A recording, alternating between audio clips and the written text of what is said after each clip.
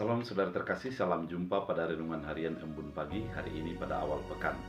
Kita akan mendengarkan firman Tuhan yang akan menyegarkan hidup kita dan dituntun olehnya dalam melakukan berbagai kegiatan dan aktivitas kita. Oleh karena itu, sebelum kita mendengarkan firman Tuhan, kita bersatu di dalam doa. Damai sejahtera Allah yang melampaui segala akal dan pikiran, itulah yang melihara hati dan pikiran dalam Kristus Yesus Tuhan. Amin. Saudara terkasih, firman Tuhan untuk kita dari Efesus 1 ayat 2 dalam bahasa Batak Angkola dikatakan, Asini roha dohot sonangan madiha musian dewata amata dot sian Tuharta Yesus Kristus. Dalam bahasa Indonesia, kasih karunia dan damai sejahtera di Allah Bapa kita dan dari Tuhan Yesus Kristus menyertai kamu. Demikian firman Tuhan.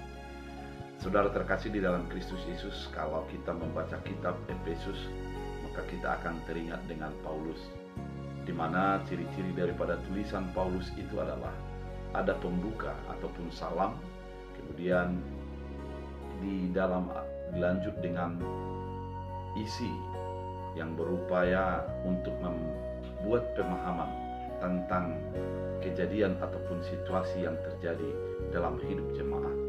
Dan ada penutup yang merupakan sebuah rangkaian doa. Ketika kita membaca kitab Efesus kali ini, di mana pada pasal 1, maka yang pertama adalah Paulus memperkenalkan dirinya yang mengatakan dari Paulus. Tulisan itu nyata dari Paulus yang ditujukan kepada Efesus.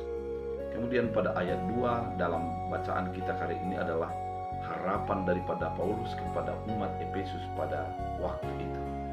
Ada ungkapan harapan yang dinyatakan oleh Paulus adalah kasih karunia dan damai sejahtera dari Allah. Mau mengatakan adalah kasih karunia dan damai sejahtera. Kalau damai sejahtera yang pasti eirene yang memperlihatkan salom ataupun damai sejahtera dalam hidup jemaat. Ketika Paulus mengatakan pada tulisannya adalah kasih karunia, maka yang diharapkan adalah jemaat benar-benar menyadari kehidupan mereka adalah oleh karena kasih karunia Allah.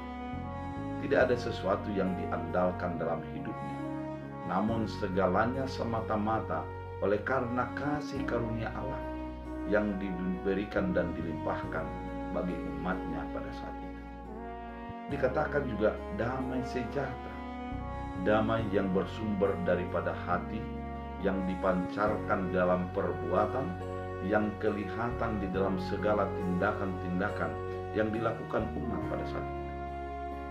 Oleh karena itu, ketika Paulus mengatakan kasih karunia dan damai sejahtera, mau diingatkan bagi umat itu, kehidupan mereka sesungguhnya adalah kehidupan yang di dalam damai, yang datangnya daripada Tuhan, yang mengaruniakan kasih dan keselamatan bagi umat yang dikasihinya. Dikatakan bahwa pada firman Tuhan, itulah yang menjadi menyertai kehidupan kita. Ketika kita hidup di dalam kasih karunia, ketika kita hidup di dalam damai sejahtera, itulah yang menjadi menyertai kehidupan kita. Coba kita bayangkan, kalau hidup kita penuh dengan perasaan syukur atas kasih karunia Allah, betapa melimpahnya perasaan sukacita dalam hidup kita. Ketika hidup kita di dalam damai sejahtera yang dinyatakan Allah bagi kita, betapa bahagianya hidup ini, di mana damai sejahtera itu menjadi mengingatkan kita atas kebaikan-kebaikan Tuhan.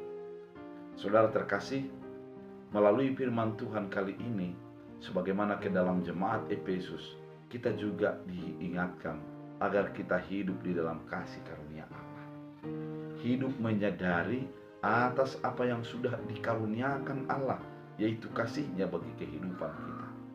Sehingga dengan karunia kasih itu, kita tidak lagi menjadi orang yang mengandalkan diri sendiri, namun menjadi mengandalkan Tuhan dalam segala hal yang kita lakukan. Ketika kita hidup di dalam damai sejahtera, maka hati kita merasa damai dan tentram oleh karena kebaikan dan pertolongan Tuhan. Maka kehidupan kita selalu memancarkan kedamaian daripada Tuhan, karena Dia sudah memberikan damainya bagi kehidupan kita. Saudara terkasih di dalam Kristus Yesus, firman ini mau mengajak kita agar kita benar-benar hidup di dalam kasih karunia Allah, hidup di dalam damai sejahtera Allah, dan kita menjadi orang yang mendapatkan ketenangan batin oleh karena kasih karunia dan damai sejahtera daripada Allah. Biarlah kehidupan kita sepanjang hari ini melakukan berbagai aktivitas kita disertai oleh kasih karunia dan damai sejahtera daripada Allah. Biarlah setiap kita menjadi mengandalkan kasih karunia dan damai sejahtera itu. Kita berdoa. Terima kasih Tuhan atas firman yang begitu indah, menuntun kami untuk mengingat kasih karunia Allah, di mana kehidupan kami tidak bisa kami andalkan, namun semata-mata oleh karena kasih karunia Allah. Biarlah hidup kami juga memancarkan damai sejahtera-Mu, sehingga dalam hidup kami benar-benar merasakan damai yang datangnya daripada Allah. Terima kasih Bapa, biarlah firman-Mu menjadi berakar berbuah dalam hidup kami. Dalam Kristus Yesus. Amin. Tuhan Yesus memberkati.